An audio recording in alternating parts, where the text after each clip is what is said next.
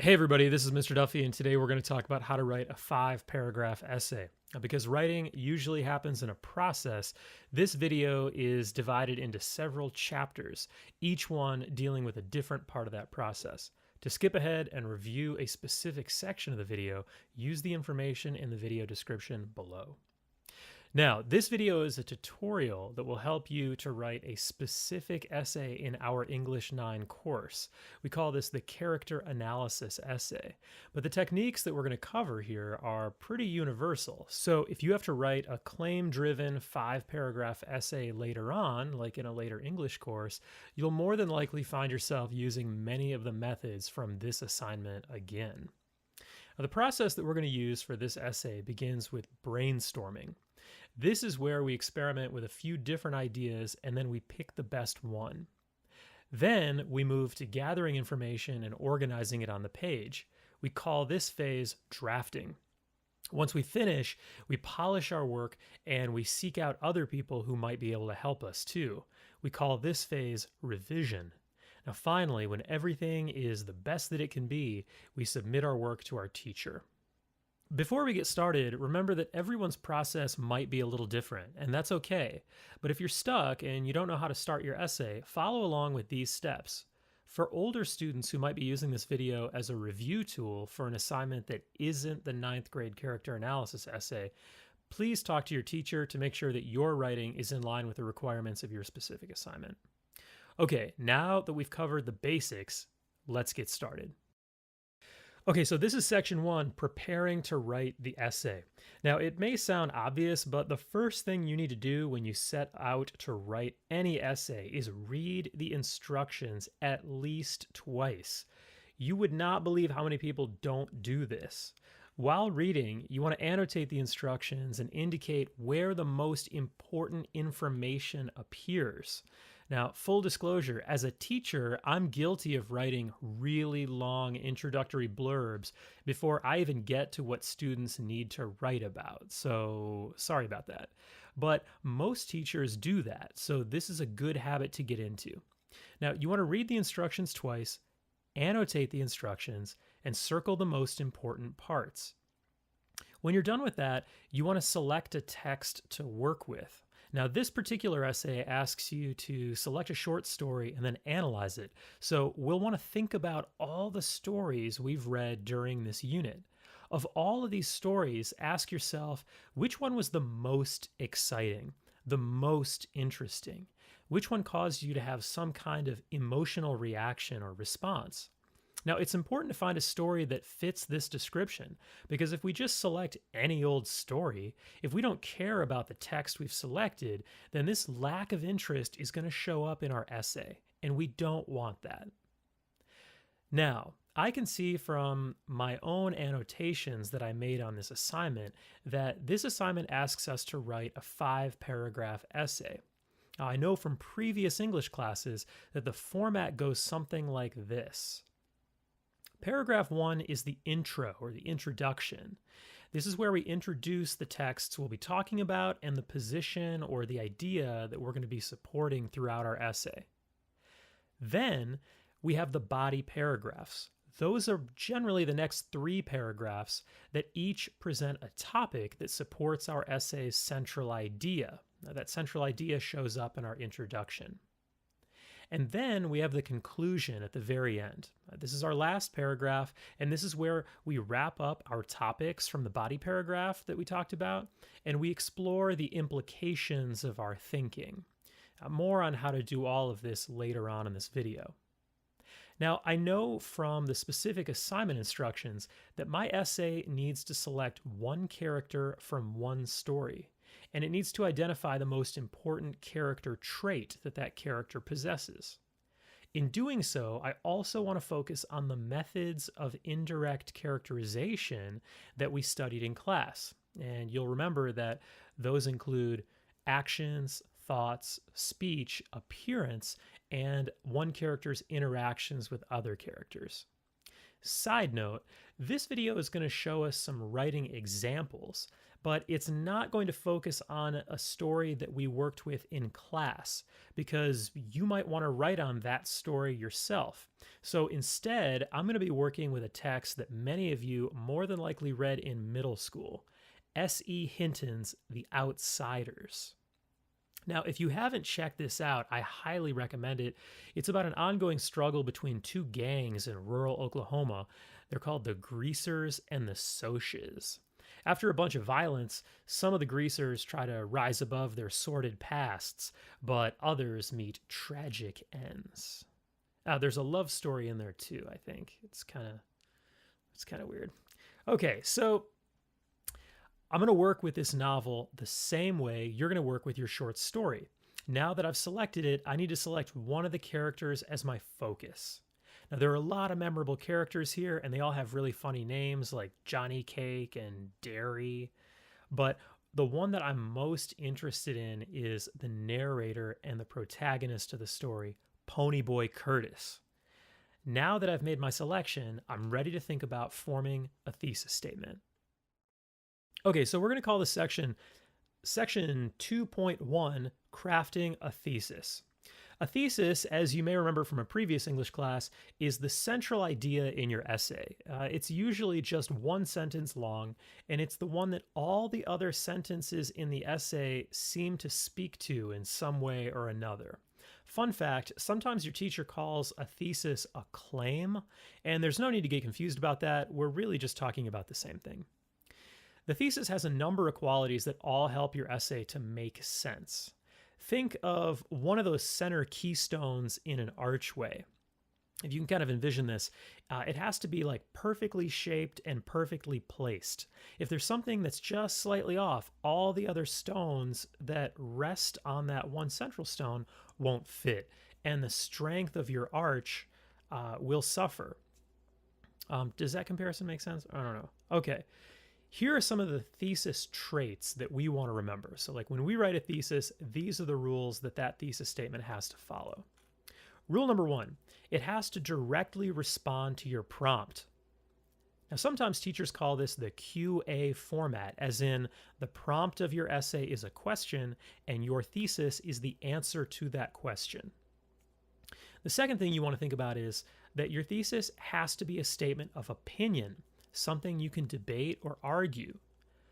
Factual information like Chance the Rapper won the 2017 Grammy for Best Rap Album for his record Coloring Book, those aren't really up for debate. Those things are true, they happened, there's just nowhere to go from there. So you want to make sure that your thesis statement is a statement of opinion, it's something that is debatable.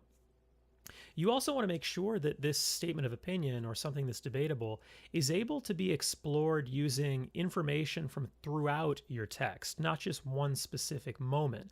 So you want to make sure that you can argue it or debate it in several different ways. Number 3, sometimes writers like to begin with language like I think or I believe in their thesis statement. This might be a good training tool, but we're old enough now just to leave that part out. Now, there's nothing wrong with thinking that in your mind, like you think to yourself, I believe, and then you type out your thesis statement, but there's really no reason to include I think or I believe in your essay because your teacher assumes that you believe everything you write on the page. Side note, if you don't believe something, you probably just shouldn't include it in your essay. Rule number 4. Your thesis should not contain the word because. Now, this is true most of the time, but let me explain why this one's really all about style. Your teacher is going to tell you that there are 2 types of thesis statements. There's the 1-part thesis, the 3-part thesis. The best way to tell the difference between them is to think about a spear and a pitchfork. The spear is like a 1-part thesis. It's your main point that you're going to be exploring throughout your essay, and that's it. For example, let's refer to the old children's story Goldilocks and the 3 Bears. Do you remember that one? It's about Goldilocks and she like wanders into a bear hut in a forest or something. I don't know.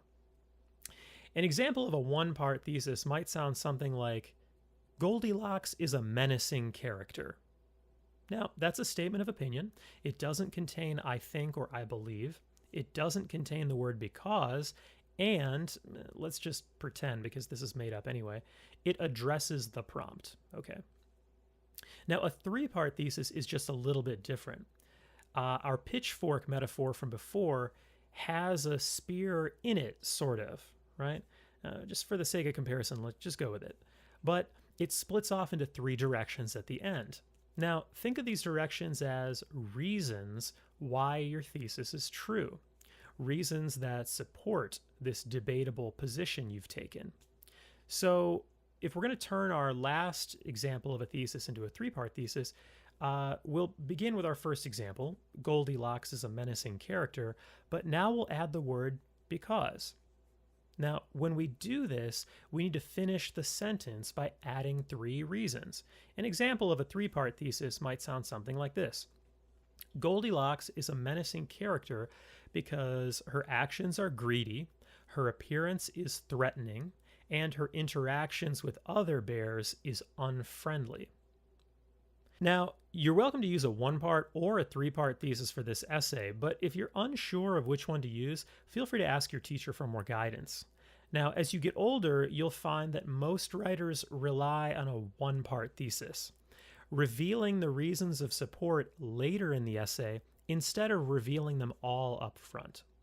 So, if I take all this info and I apply it to my sample story, The Outsiders, I want to address my main character, Ponyboy, and I want to think about his most important trait. Now, some traits that I just thought of are bravery, honesty, patience, resilience, determination, I don't know, like cheerfulness, maybe like devotion.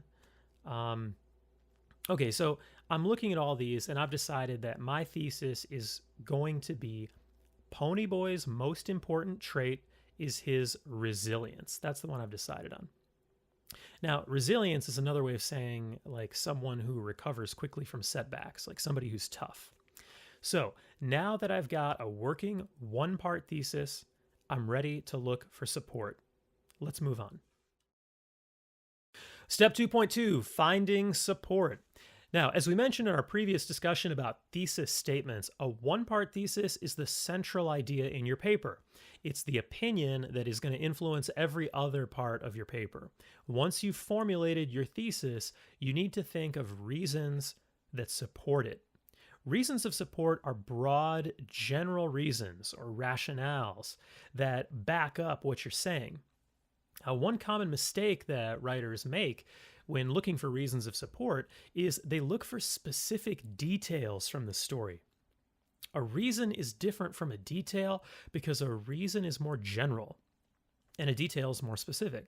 So to go back to our Goldilocks example, remember that the reasons we gave were that 1, her actions are greedy, 2, her appearance is threatening, and 3, her interactions with the other bears is unfriendly. Now, those are really general reasons. They're not specific. If they were specific, they might sound something like, 1, when she sat at the table and found the bear's porridge sitting out, she just tasted all of it like it was no big deal. 2, she was wearing human clothes and didn't actually look like a friendly bear. Or 3, when she sleeps in Baby Bear's bed toward the end of the story and then falls asleep, which totally scares the bear family once they get back from their walk or whatever. Is that even how the story goes? I don't know if that's even how the story goes. Anyway, okay. So why don't we just cut to the chase and get specific right now, people might ask. Because those specific details appear later in our essay. We want to start general, then get specific. You've probably already figured this out, but if you've elected to write a 3-part thesis, you've already found your reasons, so you're ready to move on. But because I have a 1-part thesis, I need 3 reasons of my own. Now, I revisited my notes from The Outsiders, and I've decided that my 3 reasons to support Ponyboy as a resilient character are 1, his speech, because it helps him to get through tough situations. 2, his thoughts, because they're He's able to write after a whole lot of hardship throughout the story. And 3, his caring interactions with his friends. Those are the things that I want to talk about later on in my essay. You want to revisit your short story and think about 3 general reasons that support your own thesis. Now, remember that for this assignment, these reasons want to address methods of characterization. So think carefully about moments in the story that feature your character's thoughts, actions, speech, appearance, or interactions with other characters. When you found them, write them down, and then you're ready to move on. This is section 3.1, locating and handling evidence. Now that we've located some reasons that support our thesis statement, we want to go back into the text and try to find specific moments that help to support them. What we're looking for are quotes, like word-for-word moments in the story that prove that our reasons are true. Pro tip, finding quotes is tough, so spend some time on this step. Good quotes don't have to be lines of dialogue like when a character talks. Good quotes might be narration, like when a person describes a setting or an action. Any way you go, you want to avoid short quotes or any passage that just doesn't really give you a lot to work with. For example, if you're looking for a quote to support something like, his speech gets him out of tough situations. This is one of the reasons that we mentioned earlier for Ponyboy being a resilient character. And you find something on, let's say, page 47 that reads, quote, he said, hey. Now, there's really not much you can say about that quote. It just kind of is what it is. Now, on the other hand, you might find a really good passage like this one that Pony says to Cherry Valance after they hang out at the drive-in movie theater. It reads, he turned toward Cherry and said, it's okay, we aren't in the same class. Just don't forget that some of us watch the sunset too. Now, that's a pretty good quote. Pony and Cherry are on opposite sides of the gang war in this novel, but Pony's comment reveals that they might be more similar than Cherry realizes. Now, did you see what I just did there? I explained how the quote supports the reason that I gave earlier. In short, I analyzed. You want to do this too. Another cool thing that happened here is that we also provided information before the quote. We said that this quote appears when Pony says this to Cherry Valance after they hang out at the movies. Having this info before we get to the actual language of the book helps us to better understand where and when in the story the quote appears. Now, we call this information the context, and we always want to provide it before we provide the evidence or the quote that we're looking for. But what if you can't find quotes? Well, the reason we annotate is so that when we have to revisit a text, the notes we take are like roadmaps that guide us to the best spots. If you didn't do that when you read, you want to use your memory to try and locate a passage in your short story, or maybe even skim the paragraphs to locate a moment you're looking for. Now, if you're still having trouble with this and you can't remember where a good moment in the story is, you'll need to go back and reread the story. This time, annotating as you go with an eye toward proving your thesis. Okay, so we need 3 reasons, and we need specific details from the story to support each of those reasons. But what do we do next? Well, when we find specific evidence, in this case we're looking for quotes, in a story, and we want to use it in our essay, think of it as a quote burger. In other words, the upper bun is what we call the context of your quote. The middle bun is the quote itself, and the lower bun is the explanation of the quote, what we call the analysis.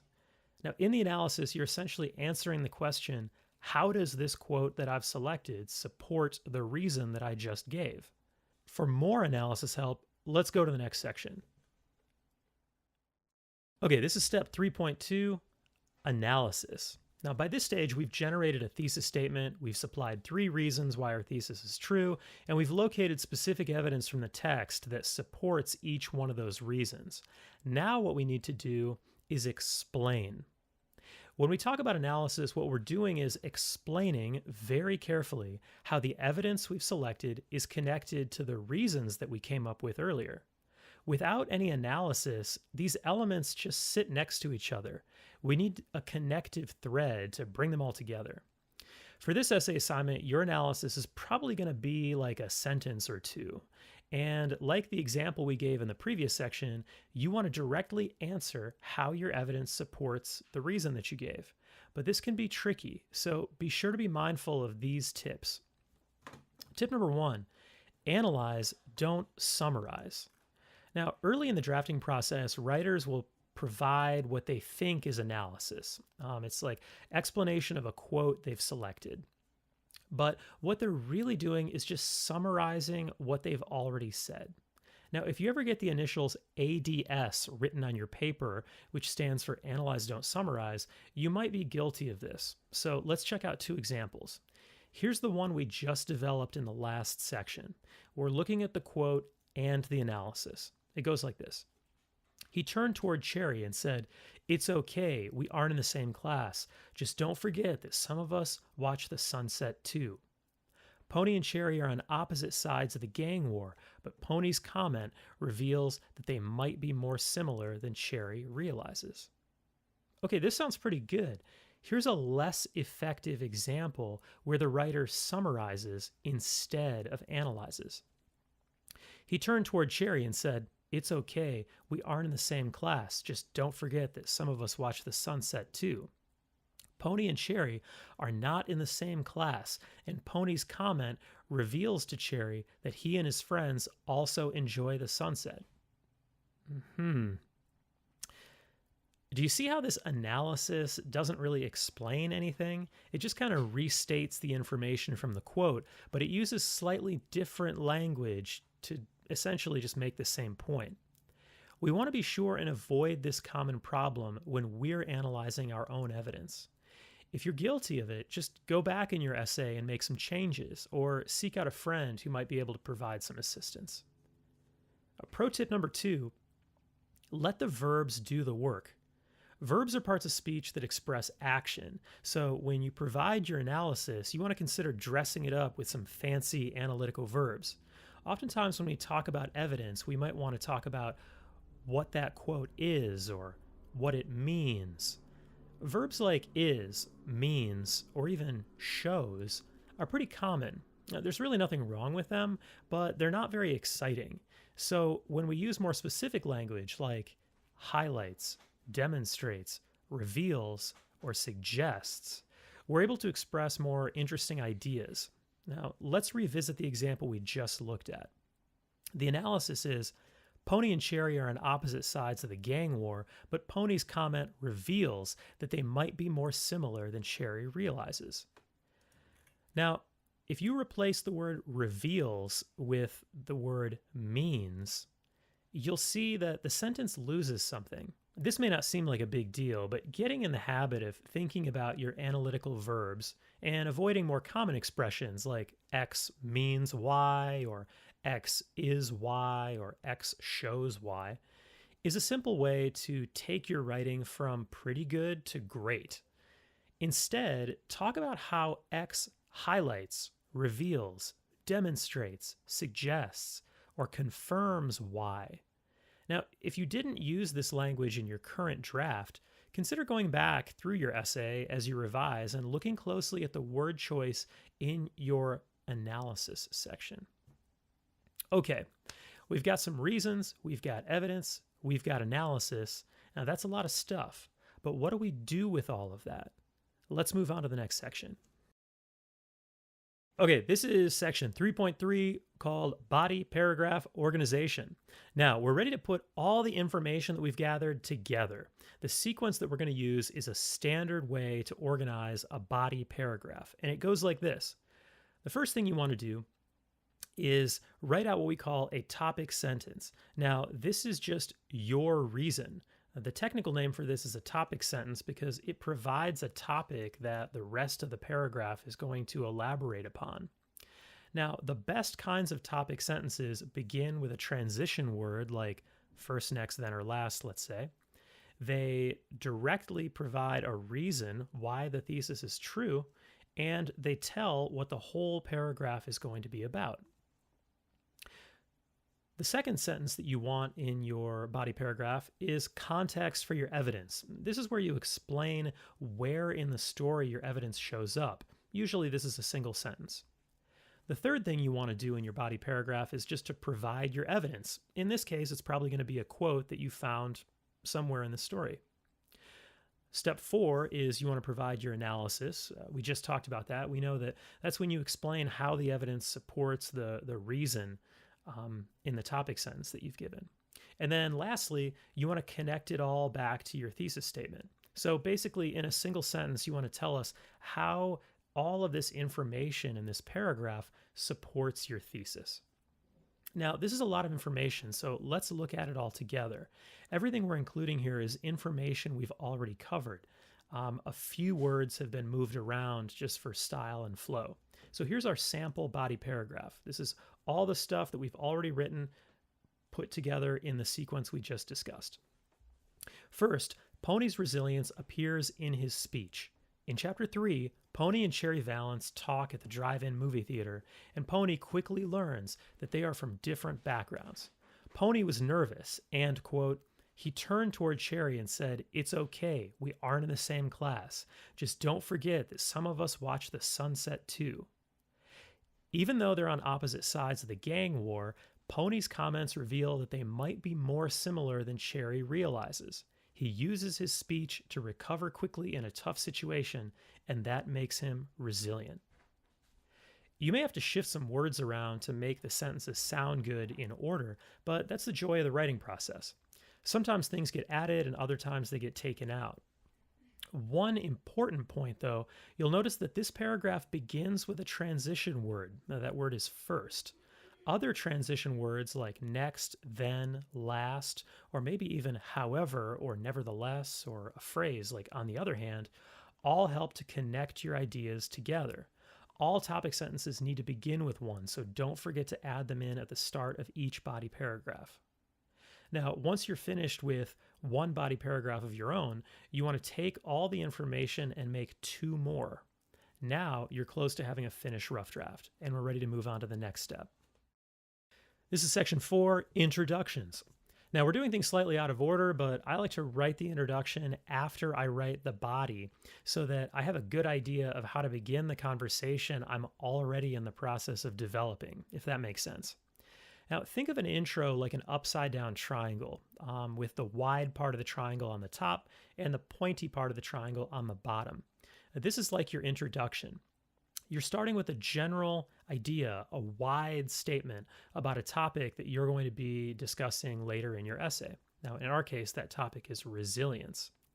We call this the hook sentence, and it's the first sentence of the introduction. Then you want to briefly introduce the text that you're going to be working with. Now, you can give us all the important information here, like who is the author, what is the title, when the book was published or the story was published. Then you want to move on and give us a brief summary of the story, like maybe a single sentence or 2 sentences max. Finally, you're getting more and more specific here, so you want to lead us into the thesis statement. Now, if you can do all of those things in that order, you've probably written a pretty good introduction. Remember, this is the first paragraph of your essay, so you want to make it good. I've spent some time on my own, and here's what I came up with. Notice all 4 components that we talked about in order and the ways in which they flow together. School might be tough today, but for working class kids in the 1960s, it was downright dangerous. In her 1967 novel, The Outsiders, author S.E. Hinton tells the story of rival street gangs as they struggle for power in rural Oklahoma. The novel's narrator and protagonist, Ponyboy Curtis, is a member of the Greasers, a working-class gang that battles the Socs, the wealthier kids from the other side of town. Through many challenges, Ponyboy keeps going in search of a better life for himself and his friends. Throughout the novel, his most important character trait is his resilience. You'll see in the sample introduction that we're hitting all of the major components. We begin with a hook sentence that loosely talks about things being difficult or tough. We then move in to provide some essential background information about the title of the book, the author, when it was published, We then introduce the central figure of the story, the person we're going to be talking about, Ponyboy. And then as we get more and more specific, we finally arrive at the thesis statement at the end. Now, you want to make sure that you follow this order. You don't want to have your thesis statement as the first sentence, and you generally don't want to have your thesis statement somewhere in the middle of the introduction paragraph. Following this sequence of ideas is going to make sure that you have a clearly organized introduction, and it's going to help you to connect your first paragraph to all of the paragraphs that follow. Now, if you're able to do this and you feel pretty good about it, we can then move on to the next section. Okay, this is called step 5. This is conclusions. Like the introduction, the conclusion is a triangle, except this one's pointy at the top and broad at the bottom. The conclusion is the last paragraph of the essay, and it generally follows this format. You begin with a specific idea. In this case, it's your thesis again.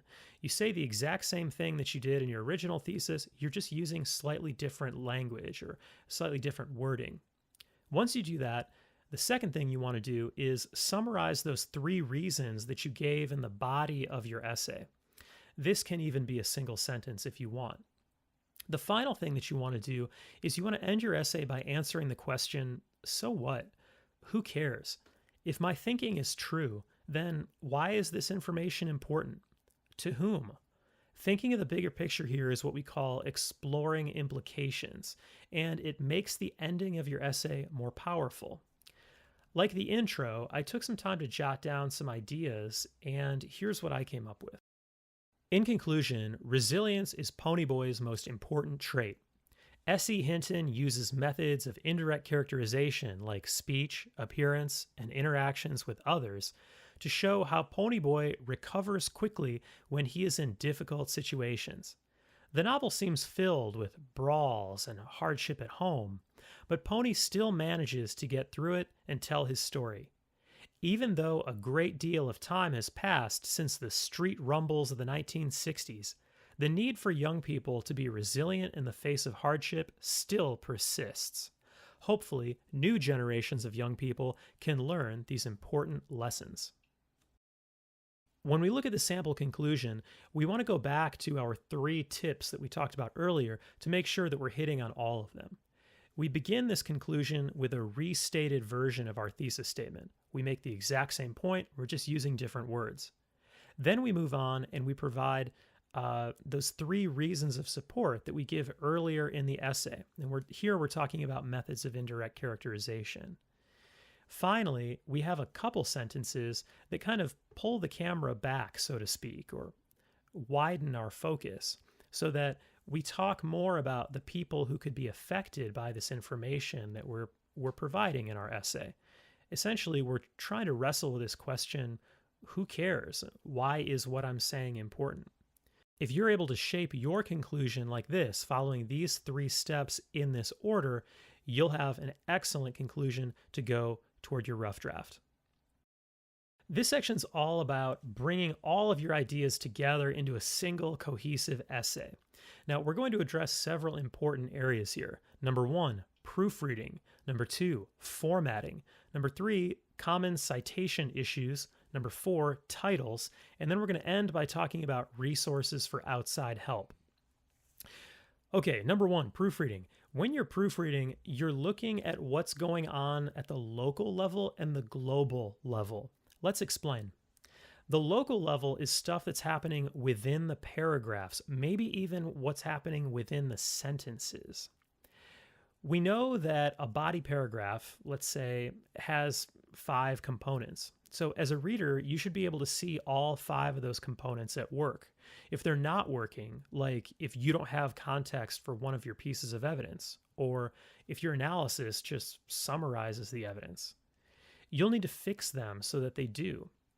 Now, how to fix it might mean including a word here or there, or maybe even rewriting whole sections. It's up to you. You'll also want to keep an eye out for commonly confused words, like 222, there, homophone, stuff like that. Every sentence needs a subject and a verb. Every sentence begins with a capital letter and ends with a punctuation mark, etc., etc. Now, this is all review, but you'd be surprised how many people don't think about this when they're in the final stages of the editing process. So, the reason that we go into it thinking about local issues is because we want to look at what's happening at the level of the paragraph and really at the level of the sentence. The next part of our editing that we want to think about is global editing. Global editing is less interested with individual words and sentences, and it's more interested in how whole paragraphs connect with each other. Really, we're thinking about the larger ideas that the writer is grappling with throughout the essay. For example, if our thesis statement is about one character and how he's resilient, then every body paragraph needs to start with a reason why, and then provide specific evidence to support that idea. The conclusion needs to begin with a restated version of the thesis. If the paragraphs aren't connected, especially through transition words and phrases that appear at the start of each paragraph, then you get an essay that seems disconnected and unfocused. Global and local editing takes a lot of time and a lot of practice. But if you don't know where to begin, start at the global level. Think about big ideas that you're working with, and then get more and more specific as you reread your essay over and over again. Now, if you can manage these two different approaches during the editing process, you'll be in a much better position to tackle a lot of those hard-to-find mistakes that need to be fixed before you're dealing with final quality work. Okay, next, let's look at citation issues. When we talk about citation, what we're really talking about is giving credit. It means to cite means to quote something as justification for an argument. What you've done throughout this paper is you've located quotes or evidence from your story, and you also want to make sure that you indicate where that evidence appears. You've probably noticed that earlier in the video when we used quotes as our evidence, we also included the page number of where those quotes appeared. You want to do this too, but you'll also want to be sure to put the period in the right place when you're providing a citation. So let's review. Okay, here's the quote that we worked with earlier about when Pony was talking to Cherry Valance after the drive-in. Notice that the period goes at the very end of the sentence, and the quotation marks go at the end of the quote. Now, this is also interesting because the quoted passage has a quote inside it. This is kind of uncommon, but it's important to know what to do. When you're quoting a passage that already has quotes in it, you'll want to use double quotation marks on each end of the quote with single quotation marks within the quote to show where that quoted passage appears. If this sounds kind of confusing, it's really easier to figure it out by looking at how writers handle this. So feel free to go back and check this out more. Sentences that you want to cite that end in a period only require you to move that period to the end of the parenthetical citation. For example, in our previous example, we just have the number 47 in parentheses. We call that the parenthetical citation. We just move that period from the end of that quoted passage to the end of the total sentence. This is pretty easy. Sentences that you want to cite that end in a question mark or exclamation mark require you to keep those marks there and then add a period to the end of the parenthetical citation. An example might look something like this.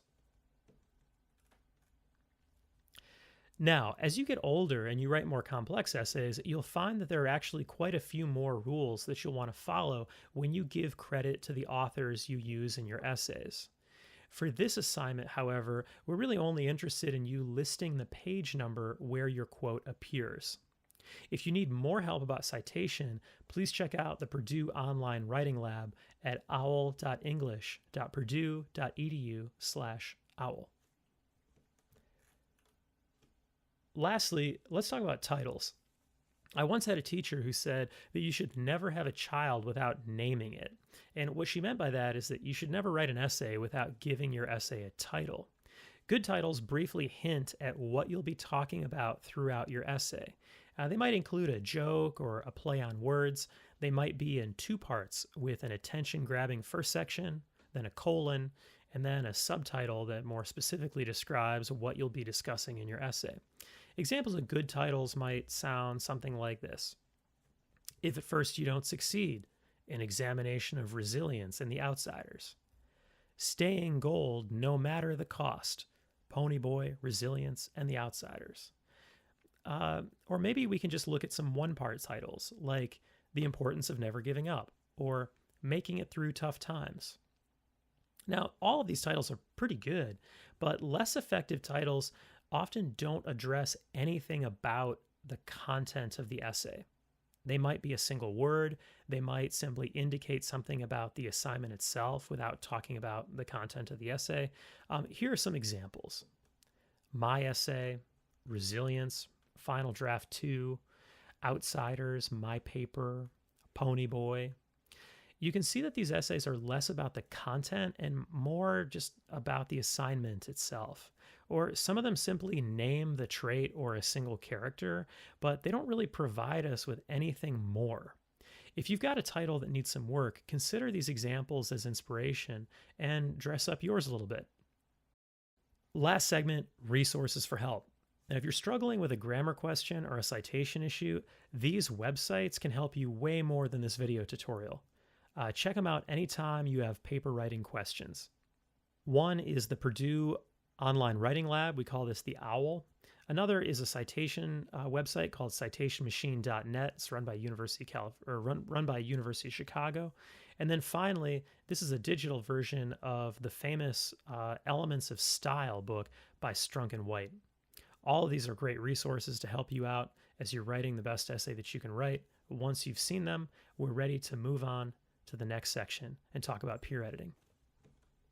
Peer editing is a strategy that many writers use to improve their essay. Now, this method is used once your rough draft is finished.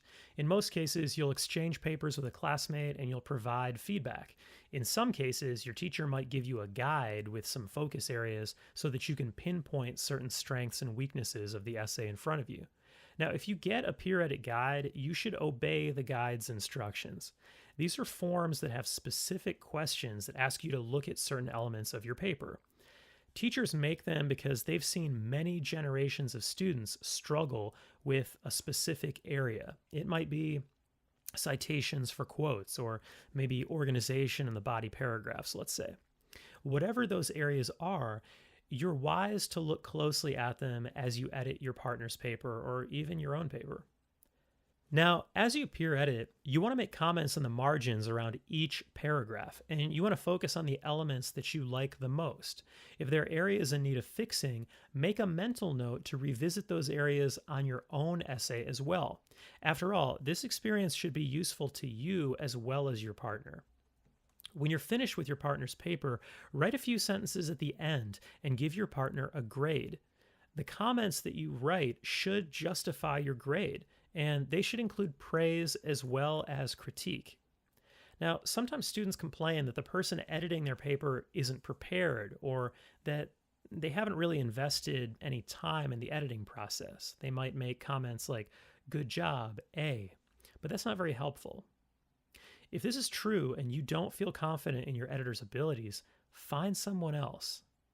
Maybe you're looking for somebody who's not even in your class to do this important work. Skipping the process of peer editing entirely is a costly mistake. You've done so much work already, it would be a huge mistake not to take advantage of this last part of the process before submitting your final draft.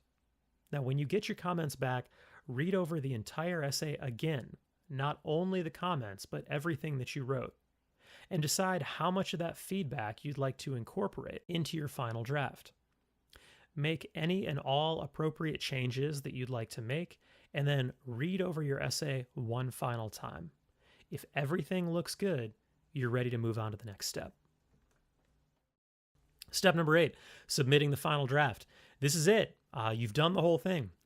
You want to be sure to recognize how and when to turn your finished work in to your teacher. Sometimes your teacher would like you to turn in a paper copy of your final draft along with a paper copy of your rough draft. Other times, your teacher might not need a rough draft, and sometimes your teacher might actually prefer you to turn your work in digitally, like if you're going to use a website like turnitin.com, or maybe your teacher wants you to email your paper to them. Making sure that you know ahead of time what needs to be turned in and when will prevent all sorts of problems. Remember, you've put a lot of work into this thing, so you want to make sure that your final draft gets to where it needs to go. And you also want to make sure that it gets there on time. If you've submitted your paper digitally and you have any question about whether or not it actually went through, that it was received by your teacher, don't hesitate to verify with your teacher that they received it. There's nothing worse than learning after a few weeks when your essays are returned and students get their final grades that yours was never received. Okay, we've been through a lot and we've talked about a lot of strategies that you can use to write a pretty good 5-paragraph essay. If this was useful to you, be sure to revisit it later on as a review tool, perhaps during the editing process, to be sure that you're making the best choices when crafting an essay. If you have any other questions or concerns, reach out to your teachers. They're happy to help. Step 9, finished essay with explanatory notes. What we have right here is the final draft of our sample essay about Ponyboy and the Outsiders. Now, what we're going to do is read through paragraph by paragraph, and then we're going to talk out loud about the qualities that we notice happening here. Now, when we talk out loud, we're going to be highlighting a lot of these qualities because we want writers to see how to use certain strategies or techniques, but we also want writers to be inspired to use similar strategies in their own work. So let's go ahead and begin. Staying gold no matter the cost, Ponyboy, Resilience, and the Outsiders. Now, here we have a title. It's a 2-part title. It begins with something kind of interesting up at the top, and then the subtitle of that includes the trait that we're going to talk about, the title of the book, and the main character. Now, that's certainly not the only way to write a title, but that's pretty good. I think that works pretty well. Let's go ahead and move on to the introduction. We've already talked about this introduction, but one thing that I like about it is that it starts with a broad hook sentence. Then it provides us with some important information about the author's life. We get the publication date, the title, the author's name. From there, we transition to discuss the plot of the book. We're introduced to the main character. He's the person we're going to be talking about throughout the essay, so that's important. And then we get the most specific we're going to get in this paragraph. We arrive at the thesis statement. Now, the other thing that I also like about this intro is that it doesn't suffer from a common introduction problem, and that's called strangers in a room. Strangers in a room is when a student might include all these important pieces of information, a hook, information about a book, a summary, and a thesis, but they're not connected. It's like they don't really have to do with, they don't really speak to each other at all. They're completely disconnected. This introduction doesn't have that problem, and I think it doesn't have that problem because each sentence seems to build on the one that comes before it. That's really important, and I like that quality. So introduction looks pretty good here. Let's look at the first body paragraph. Right off the bat, we want to look at the topic sentence. We know that the topic sentence is the first sentence in a body paragraph. We know that it has some really important jobs. It has to begin with a transition word. It has to support the thesis with a specific reason. And then it also has to tell us what the whole paragraph is going to be about. So here we get a transition word first. We also get a reason why the thesis is true. And then I'm assuming this whole paragraph is going to be about Ponyboy's speech. We then move on and we talk about context. This one specifically says in chapter 3. That's really helpful. And then we get a quote after that. Okay, so you'll notice that this quote doesn't begin with a quoted passage from the book. It actually begins, Pony was nervous and then the quote begins. Now we know this because the quotation mark shows up where it shows up. What we're looking at here is what we call a blended quote. This is where the writer is using using their own language to blend the quote in, to allow us to kind of flow into the quote instead of simply dropping the quote right in there and starting the sentence where the quote begins. Now, this is a really cool stylistic move, and if you haven't gotten in the habit of doing it, it's a pretty easy thing to do, but it's just one of those things that takes your writing from good to great, and it's highly recommended. Okay, when we look at the citation here, we see that the period shows up at the end after the parenthetical citation. That's correct, and that's good. We can see that the sentence following that explains the quote that we've selected. That's good. And then we also see that the very last sentence connects all of that thinking about speech back to this notion of resilience. And that's what we talked about in our thesis statement. So those 5 parts of that paragraph, we see them happening in order: topic sentence, context for quote, quote, analysis, connection back to the thesis. So all told, this is doing pretty good work. Let's move on to the next body paragraph.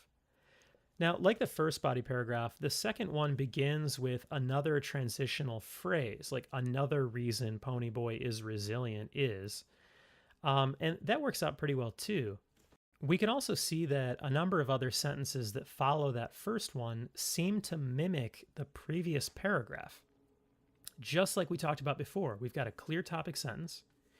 It begins with a transition, supports our thesis with a clear reason, and then I'm assuming the rest of this paragraph is going to be about Ponyboy's caring interactions with his friends.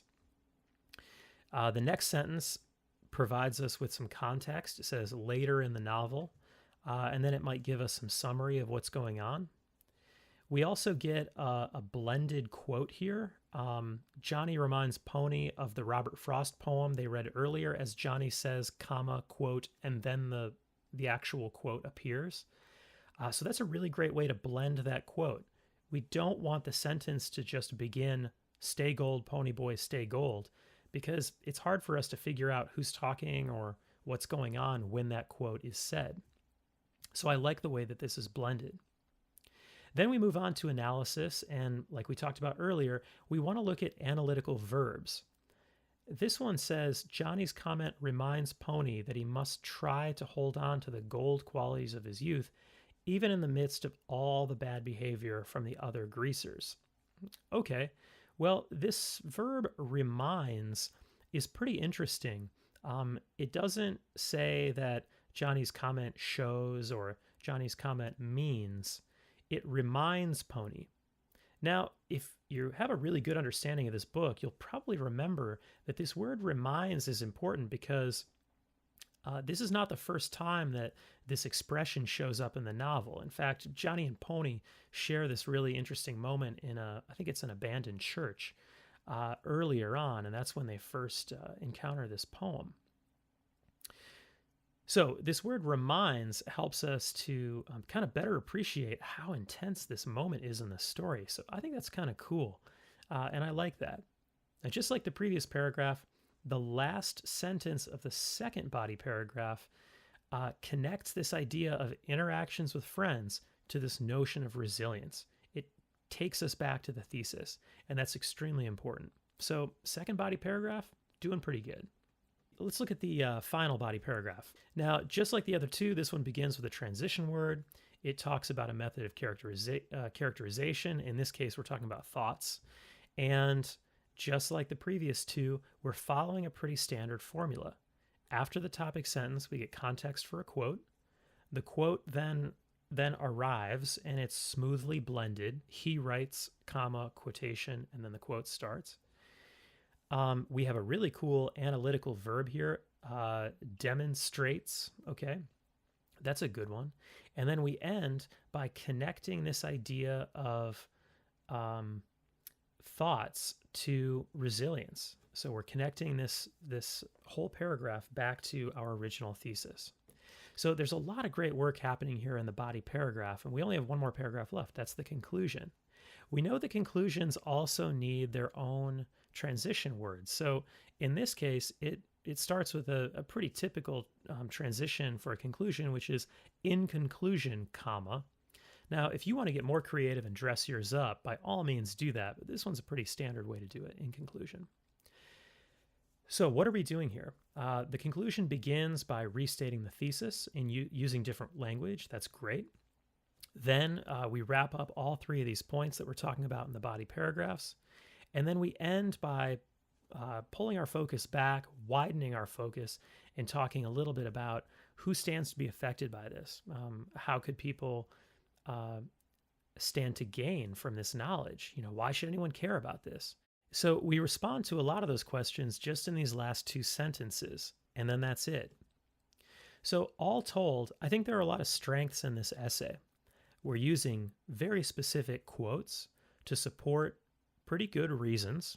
Those reasons all orbit that thesis statement about resilience. The analysis that we're using is pretty good. We have some interesting verbs that we're using in the analysis to kind of dress up what we're saying. We have a clear introduction that gives us some important information that we need before we start talking about this one character and this one trait. And then in the conclusion, it kind of works in reverse. We begin with that one character and trait, and then we work our way back to that broad understanding that we start with in the hook. All told, this is a character analysis essay that has undergone a lot of revision. It was written carefully. It follows all the rules that we talked about.